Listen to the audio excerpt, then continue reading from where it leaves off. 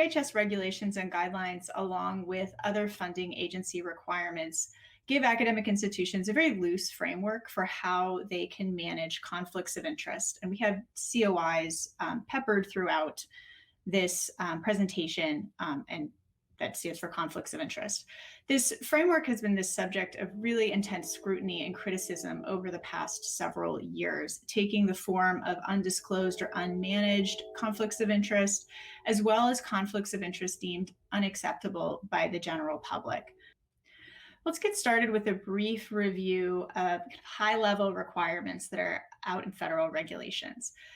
The primary source of COI-related requirements comes from the Public Health Service requirements that are detailed in 42 CFR 50, Code of Federal Regulations, Subpart F, titled Promoting Objectivity in Research.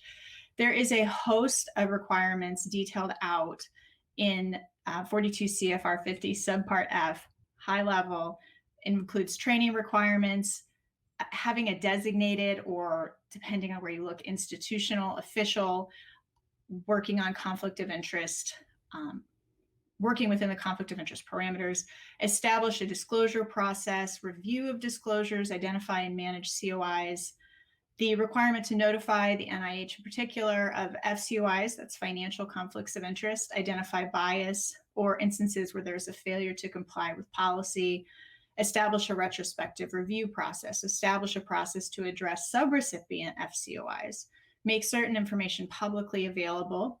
And an important disclaimer that Phase 1 SBIR, Small Business Innovation Awards, are not included in these requirements. They're not subject to the same degree of requirements as a more typical funding situation.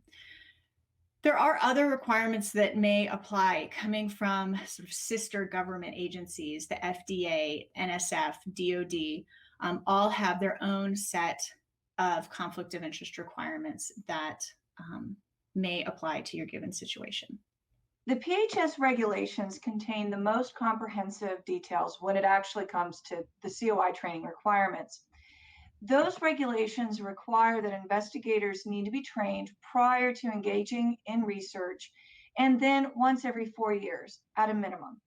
Investigators also need to be retrained when there is non-compliance, when they are new to an institution, or when there's actually institutional policy changes that impact what would be disclosed. The PHS regulations contain only high-level guidance when it comes to the required training topics, which for the regulations includes training on institutional policy, the investigator's responsibility to disclose, and then also the PHS regulations. Over time, what's happened with COI training is that it became more focused on ensuring that investigators knew how to identify the conflicts of interest that they would maybe encounter, in the hopes that they would actually avoid situations that would result in a conflict. However, just because investigators may know what conflicts of interest are, doesn't necessarily translate into them disclosing their financial interests or their conflicts in a way that would actually allow the institution to identify and manage those conflicts. This has resulted in 3 changes or current trends in the way institutions are crafting and delivering COI training, all in an effort to improve the identification and management of researcher COIs. The first is that institutions are moving towards providing just-in-time conflict of interest training. Just-in-time training involves having researchers receive their COI training immediately prior to completing their disclosure. And this is usually their annual disclosure, but it could be a disclosure prior to, say, a grant submission or something like that. This ensures that the researchers know exactly what they need to disclose at the time of disclosure. Over time, this results in more accurate disclosures, which reduces the number of changes that have to be made in the statement over the course of a year, but it also allows for better identification. The focus of the training is also shifting from general ideas about what conflicts of interest are and how to identify and prevent them to, again, what needs to be disclosed.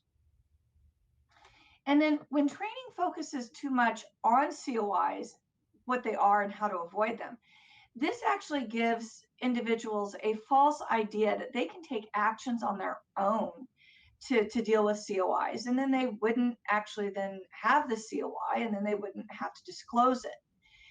We call that within my office self-management of those conflicts, and it can be problematic because people start relying on their own judgment about what they should or should not disclose or should and should not do in terms of their behavior, rather than giving the institution the information that they need so that the institution can make those decisions about conflicts of interest as per their policies and regulations.